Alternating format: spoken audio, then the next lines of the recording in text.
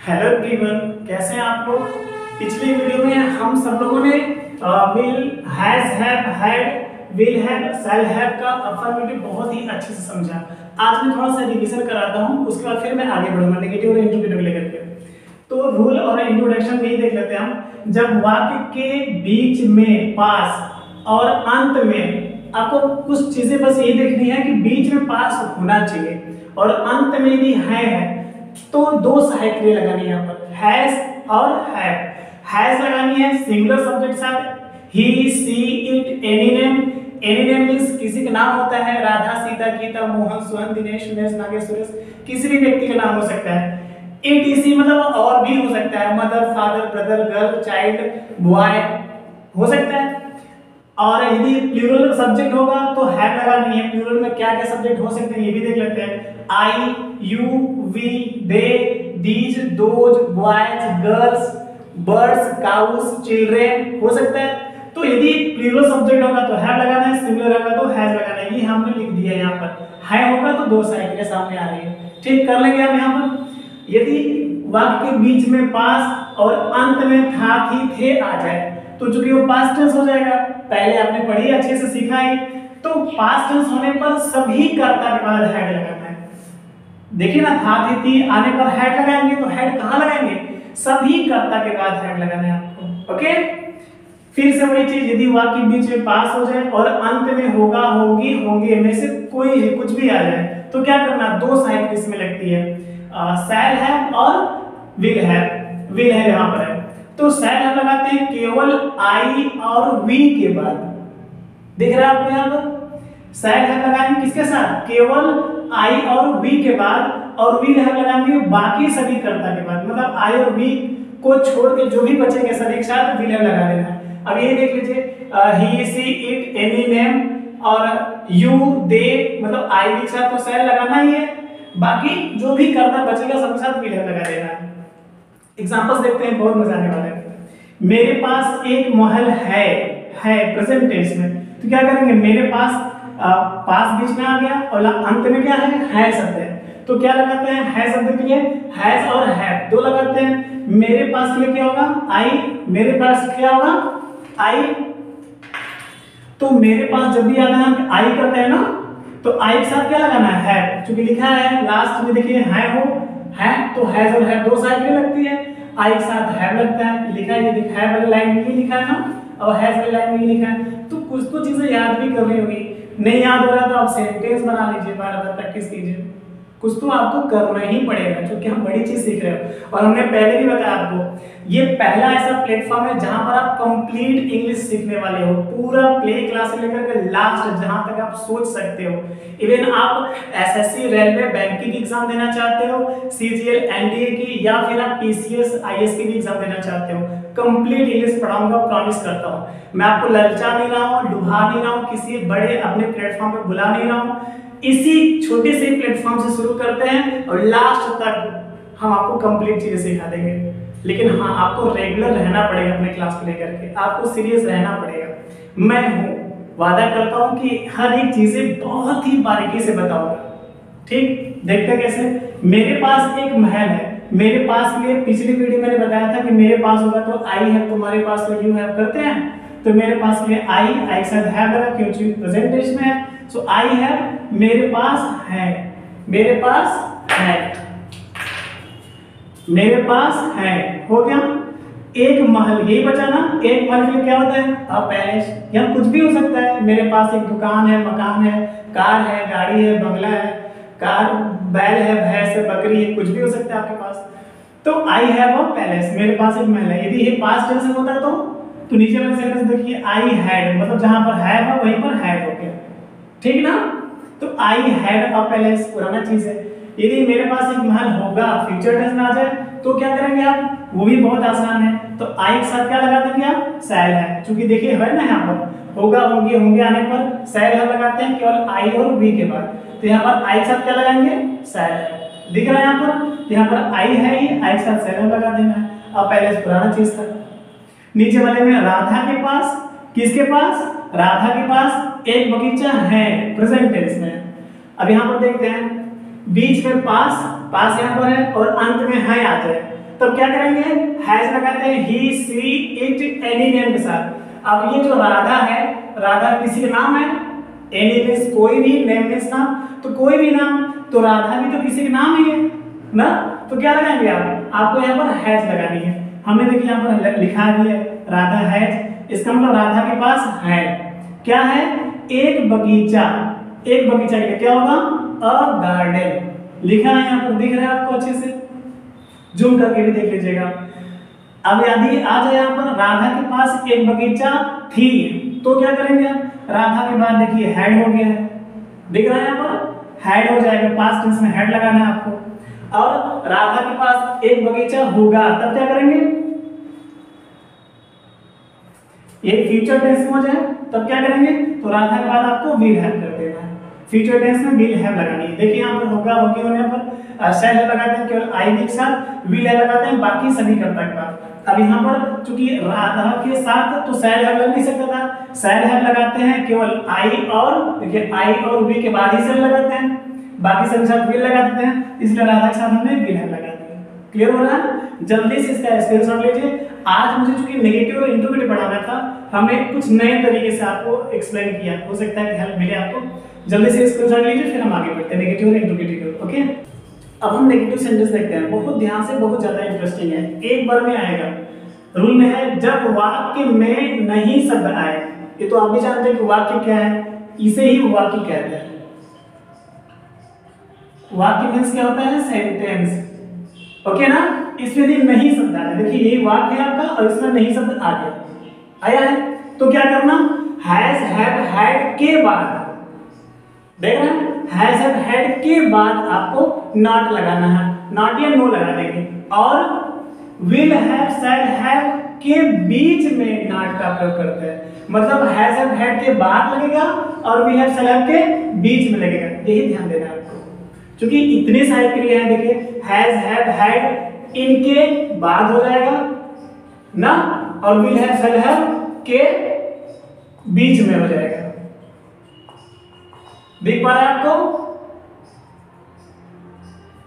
आपको दिख पा रहा है, हैज हैव हैड के बाद और विल हैव शैल हैव के बीच में हो जाएगा। अब नॉट लगा देना, कैसे, subject plus helping verb, helping verb ये सारी आपकी हेल्पिंग वर्ब कहलाती हैं, helping verb plus not plus noun, कोई उसके बाद नाउन होगा। एग्जांपल देखते हैं, उनके पास एक भी कार नहीं है। अब देखिए बीच में पास आ गया और अंत में है, तो पास और अंत में है आने पर प्रेजेंट टेंस कहलाती है, हैज और हैव लगता है। उनके लिए दे करेंगे यहाँ पर, उनके लिए दे होगा, क्योंकि उनके पास के लिए दे हैव करते ही है, तो दे हैव उनके पास है, इतना हो गया, उनके पास है इतना हो गया। अब नहीं शब्द आने पर हैव के बाद नॉट लगाना है आपको, देखिए हैव के बाद आपने नॉट लगा दिया यहाँ पर, लगाया ना, सो दे हैव नॉट, एक भी के लिए एनी होता है, दिख रहा है यहाँ पर, एक भी के लिए एनी होगा, कार के लिए आपको कार को वर्ड लिख देना है बस। So they have not any car, आप नॉट एनी नहीं लगाना चाहते हैं तो नीचे वाले देख लीजिए आप, दे हैव नो कार कर दीजिए, इन नॉट एनी के स्थान पर आप नो भी लगा सकते हैं, ये भी सही है, मींस नो मींस होता ही है नॉट एनी, कोई भी नहीं, नो का मतलब हो जाएगा, तो चाहे नो लगाइए चाहे नॉट भी लगाइए। Okay, I have no car, I have not any car, आपकी मर्जी, समझ में आ रहा है। नीचे देखते हैं, उनके पास एक भी कार नहीं थी, पास्ट टेंस में होने पर क्या करेंगे आप, तो सिंपल दे हैड नॉट, यहाँ पर हैव नॉट था, यहाँ पर हैड नॉट हो गया, सहायक क्रिया के बाद ही नॉट लगानी है आपको। सेम चीज है, आप नॉट एनी करिए या फिर नो करिए, आपकी मर्जी, मैंने दोनों लिख दिए यहाँ पर, ऊपर समझाया है, नॉट एनी लगाइए चाहे नो लगाइए, दोनों एक ही मतलब होता है। तो यहाँ पर मैंने नॉट एनी या, इसका मतलब या होता है, या नो लगाइए, दोनों का मतलब एक ही है। So they had not any car या दे हैड नो कार, ठीक। अब ये फ्यूचर में होगा तो उनके पास एक भी कार नहीं होगी, फ्यूचर टेंस में, तब क्या करेंगे, सिंपल, इसको बहुत ध्यान से समझना होगा आपको, क्योंकि मैं तीन तरीके से बनाया हूँ, देख पा रहे हैं, तीन तरीके से कैसे होगा यही आपको समझना है। आपकी मर्जी, इंग्लिश स्पीकिंग बहुत आसान है। लोग कहते हैं कि आप जो है ट्रांसलेशन पढ़ करके कैसे भाई ट्रांसलेशन के बिना आप कैसे बोलोगे, ये भी तो बताओ। आपको कुछ तरीके होने चाहिए ना, कुछ तो पता होना चाहिए किसके बाद क्या लगाने, वरना आप हंसी के पात्र हो जाओगे। कुछ भी अब ही के साथ आप हैव लगा दिए तो क्या मतलब ही के साथ हैव कहाँ लगती है। तो यही कुछ तो रूल होने चाहिए ना, आपको बस वही रूल ही तो दे रहा हूँ आपको। प्रैक्टिस आपको करनी है, माहौल अपने तरीके से आपको बनानी है, बैकअप आपको लर्न करना है, तो सारी चीजें तो आपको ही करनी है। हाँ, कुछ तरीके मैं आपको दे रहा हूँ, यदि ये आप ईमानदारी से ले लेते हैं, ये बहुत ज्यादा हेल्प करने वाला है आपको स्पीकिंग में। तो ये फ्यूचर में कैसे होगा देखते हैं।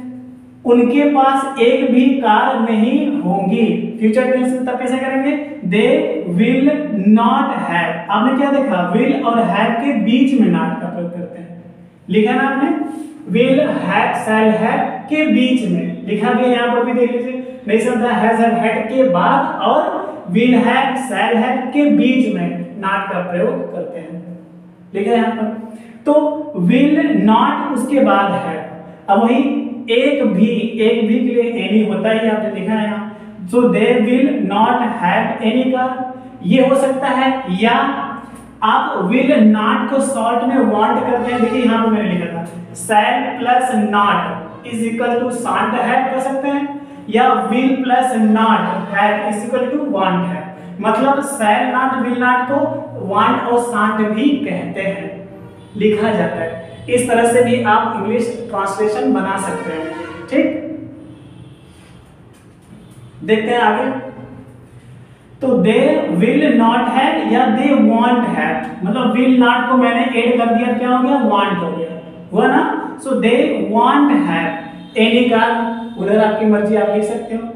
फिर नीचे वाले में देखते हैं, बहुत इंटरेस्टिंग है, they will have no car. अब आप देख रहे हैं कि नॉट, तो देखिए नॉट बीच में लगा था, विल और हैव के बीच में नॉट लगा था, लेकिन जो नो लग रहा है ये विल हैव के बाद लग रहा है, यही रूल है, बहुत ध्यान से समझना आपको। नो का प्रयोग हमेशा will have shall have will be shall be के बाद ही होता है, okay. I will have no car, I will no have car होता ही नहीं है, आपको नहीं बनाना है, कभी बोलिएगा भी नहीं इस तरीके से, okay. So I will have, अब आपको नो लगाना है तो आप विल हैव के बाद नो लगाएंगे, ठीक ना। नॉट लगाना है, इस विल हैव के बीच में यहां पर नॉट लगाएंगे, नो लगाना है तो विल हैव के बाद नो लगाएंगे, समझ पा रहे हैं आप। अब आपने नो लगा दी, फिर एक भी के लिए लिखने की कोई जरूरत नहीं है, ठीक है ना। कोई भी, देखिए कोई भी या एक भी सब माने होता ही है, नो लगा दिया आपने, कोई भी नहीं एक भी नहीं हो जाएगा उसी में, आपको कुछ भी अलग से लगाने की जरूरत नहीं है। हाँ, नॉट लगाते हैं तो नॉट साथ एनी का प्रयोग करना पड़ेगा, ठीक। तो आप इसी की जल्दी से नोट कीजिए, फिर अगला एग्जांपल देते हैं, जल्दी से स्क्रीनशॉट लीजिए आप।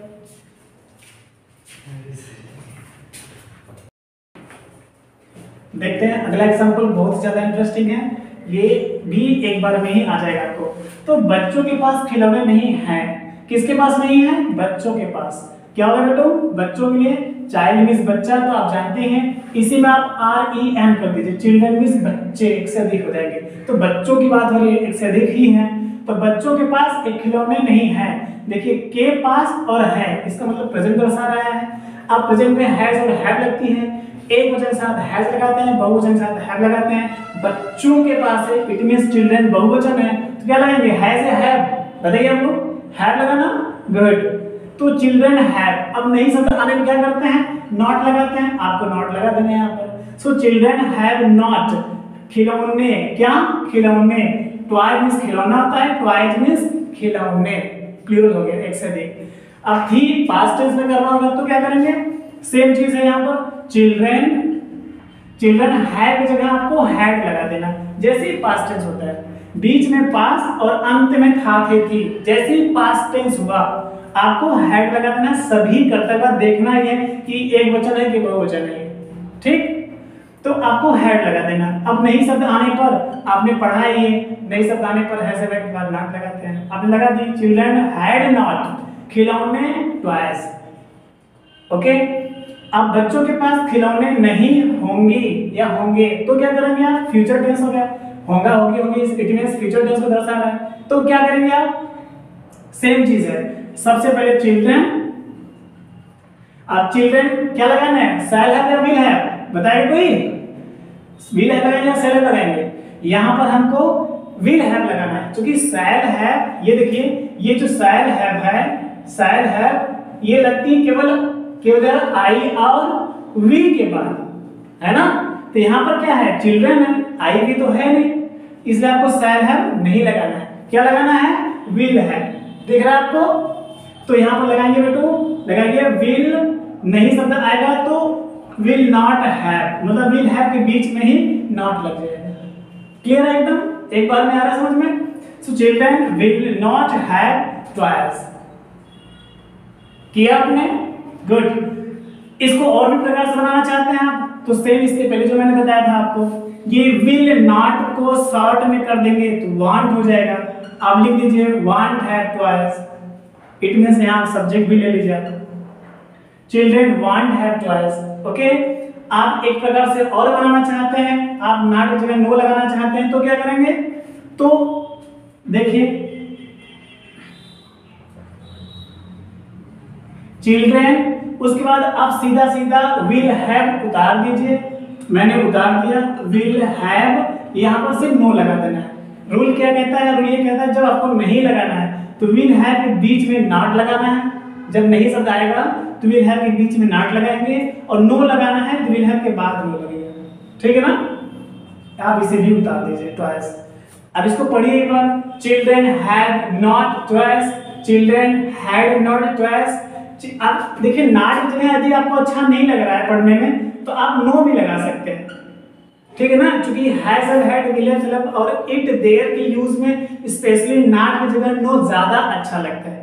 तो स्पीकिंग में आपके ऊपर डिपेंड करता है, क्योंकि आपको इफेक्टिवली बनाना है उसको, तो आप जितना सुंदर ढंग से आप बोल पा रहे हैं, जितने अच्छे ढंग से प्रोनाउंस कर पा रहे हैं, ये आपके ऊपर डिपेंड करता है, प्रैक्टिस आपको ही करना पड़ेगा। ओके, तो नॉट की जगह आप नो अच्छा लग रहा है तो नो लगाइए। देखिए इंग्लिश रूल के अकॉर्डिंग बना है, नो डाउट इंग्लिश रूल के अकॉर्डिंग बना है, लेकिन इंग्लिश मेरे ख्याल से ज्यादा प्रोनाउंसिएशन पर बना है। यदि पढ़ने में सेंटेंस अच्छा लग रहा है तो सेंटेंस आपका सही है, पढ़ने में थोड़ा सा उटपटांग लग रहा है तो गड़बड़ है, कहीं कमी है, तो प्रोनाउंसिएशन आपका बिल्कुल अच्छा हो, इस पर विशेष ध्यान देना आपको।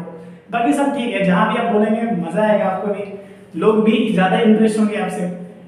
तो आई होप कि ये आपको आ गया होगा, क्योंकि पहले आपने समझा ही कि हैज हैव हैड कहाँ लगती है, मुझे सिर्फ आज आपको नेगेटिव ही बतानी थी, तो हमने आपको नेगेटिव ही कहाँ किसके साथ क्या लगेगा, नॉट लगेगा या नो लगेगा, वांट या साउंड लगेगा, किस तरह से लगेगा, ये मैंने सारी चीज बता दी है। आई होप कि आ चुका होगा आपको।